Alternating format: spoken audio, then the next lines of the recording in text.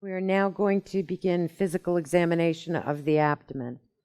Physical examination begins with inspection. You look at the abdomen. You divide the abdomen into 4 quarters, starting from the xiphoid process to the symphysis pubis and across the umbilicus.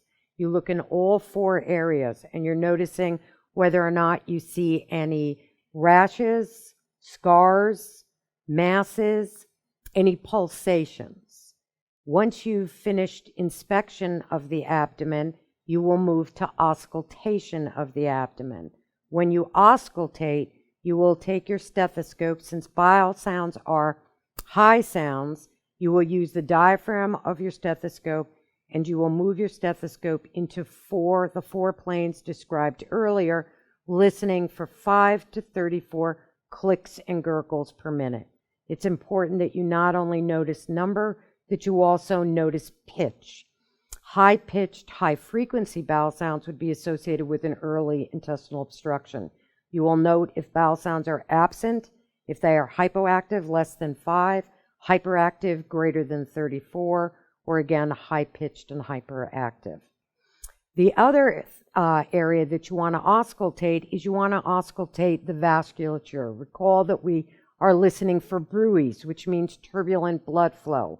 We will start by auscultating the aorta. Remember that the aorta lies left to the central plane of the body, and after the umbilicus, it'll divide into the right and left iliacs. You will listen again for any bruits in that area, as well as the femoral area.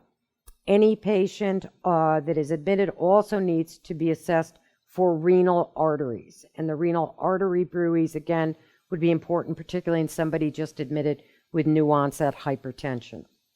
Once we finish auscultating, we need to move to palpation. For palpation, we're going to do soft palpation to begin with. We're simply using one hand, softly assessing the abdomen, noticing whether or not there's any tenderness, whether or not you feel any masses, etc. Then we can move to deep palpation. Notice in deep palpation, I'm going to use 2 hands to go down and again feel to feel if I feel any masses or feel any organs, as I will, for example, in the right upper quadrant. Since I'm palpating now, it makes sense that I would palpate the aorta. You're going to put your hand again in the left of the median of the body, and you're going to feel for a pulsation. When you feel that pulsation, you're going to put one finger on one side of the pulsation, the other finger feeling on the other side of the pulsation, and you're going to measure that. And typically the aorta should not be greater than 2 centimeters. While we're here, we might as well feel for femoral pulsations as well in the abdominal area. Related to palpation, again, keeping in mind the liver is always above this costal margin, I want you to put your hand in the right costal margin, and what we can do is we can have the patient take a deep breath. Recall, when you take a deep breath, the diaphragm will move down. It will push the liver potentially against your finger. Additionally, if I keep my hand right here in the right costal plane, mid-clavicular line, if the patient's gallbladder was enlarged, inflamed, had its stones in it, when I asked the patient to take a deep breath and that gallbladder came down and hit my finger because it was enlarged, the patient would complain of pain. That's called a positive Murphy sign and is associated with gallbladder disease. We move from palpation then to percussion. So percussion is, again, me putting a sound into the body and listening for the sound to come back. I will start up in the chest area, typically at the 3rd intercostal space. Recall the angle of Louis was your mark for the 2nd rib, 2nd intercostal space. Staying in the mid-clavicular line, finding the intercostal space, I will tap. Notice my hand is off the body. My plexometer finger is simply pushed in, and I am listening for the sound. That's resonance. I move down until the sound changes. When the sound changes to dullness, I make a mental note of that. Now I move down to the abdomen. And in the abdomen, I listen to the sound. That sound is tympany. Staying in the same midclavicular plane, I work my way up until I hear the tympany change to dullness. And then I measure the span of the liver, which should be 6 to 12 centimeters in the midclavicular line, or in the on the sternal line, it should be 4 to 8 centimeters.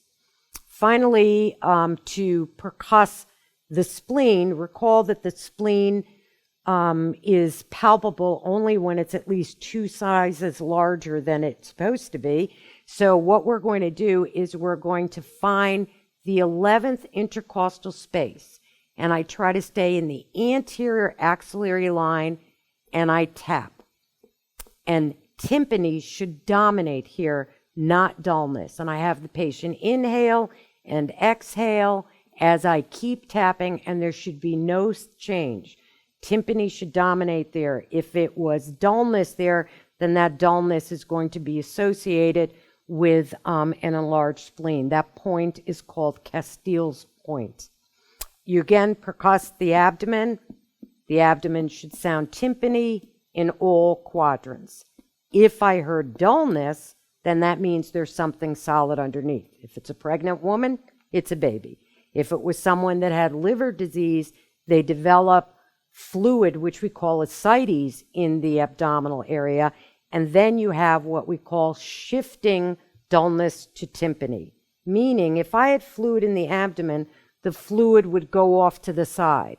Therefore, when I tap the patient, it would be tympany until I hit the side, and then it would be dull.